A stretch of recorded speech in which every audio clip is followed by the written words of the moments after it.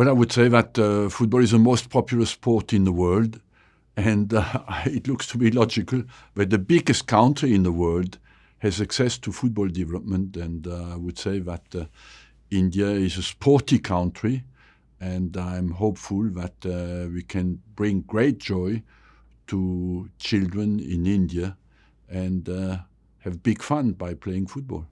And how confident are you that this project will succeed in India?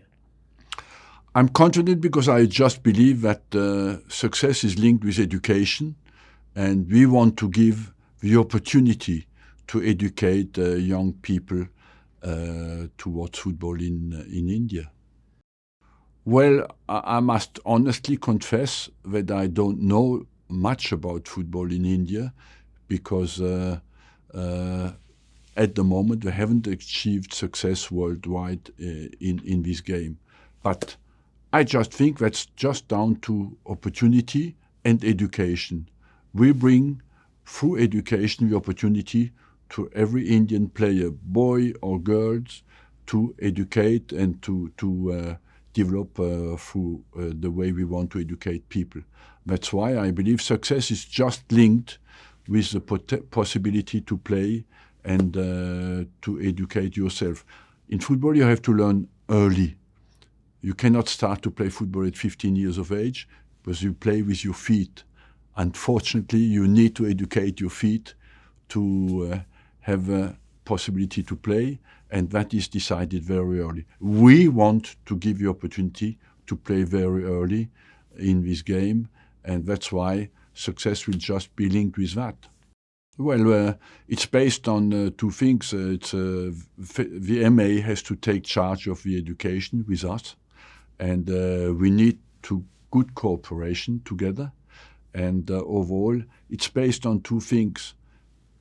Identify the talent, play with the best with the best, and then the quality of educational program and of the coaching will be absolutely vital.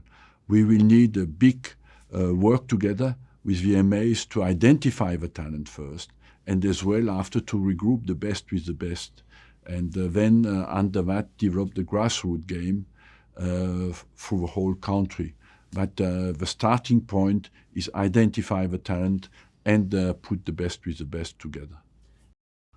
Well, I would say the number is an advantage, but the organization is a disadvantage. You imagine such a huge country for 1.4 billion people to identify the talent is not easy. But you would say it's a gold mine.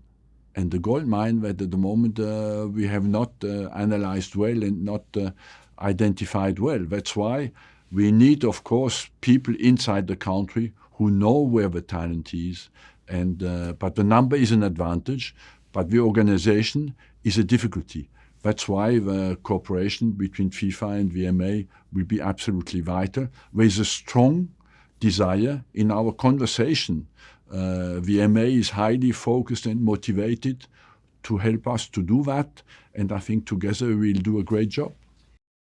Well, we met in Australia at the Women's World Cup, and I must say I was impressed by their motivation and impressed by the capacity for them to organize what we want to do.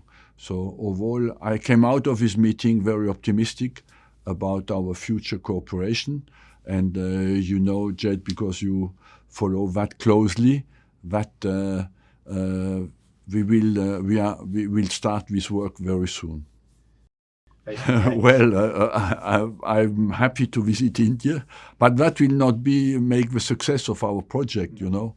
But I'm happy to go and to see how the whole work is taking place with you. And I planned in October, end of October, somewhere around that.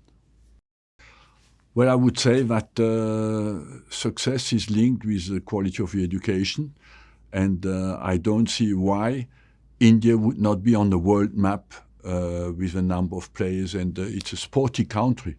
At the moment, cricket is a sport number one.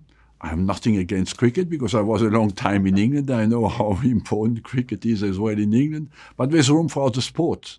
And not all the kids can only play cricket. We want as well to give them the opportunity. Football is a fantastic sport, but there's no discrimination through weight or size. If you good technique, you play. And we want to give them this opportunity.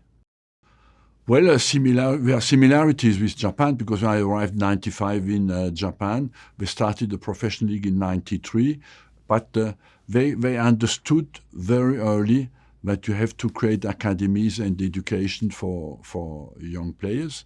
And because they did that program very well, look, there are boys and girls. Japan is at the top world ranking. It's a good example to follow. And they just understood very quickly that the education was the key. Well, I was a long time in the result business, how you can call that, and of course the intensity of this life was fantastic and very, very demanding.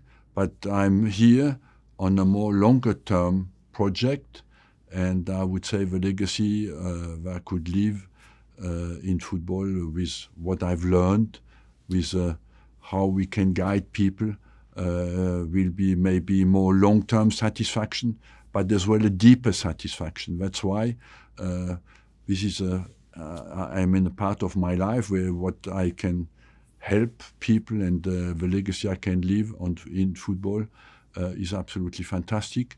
And I'm grateful that FIFA gave me this opportunity. And together, I'm sure we'll can leave a great legacy, and we can change football in the world, and even change the world by helping everybody to develop. And that's absolutely a fantastic project. Well, I would say that shows just what you tell me, that Indian people are dedicated and very intelligent, and they are ready to invest in education, because there as well it's just down to education. And there are many Indian people who are doing very well when I was in England, because they are very dedicated and invest a lot of time in education. The difference is in football, you have to educate your feet as well. And in fact, football is to do with your feet what your brain wants.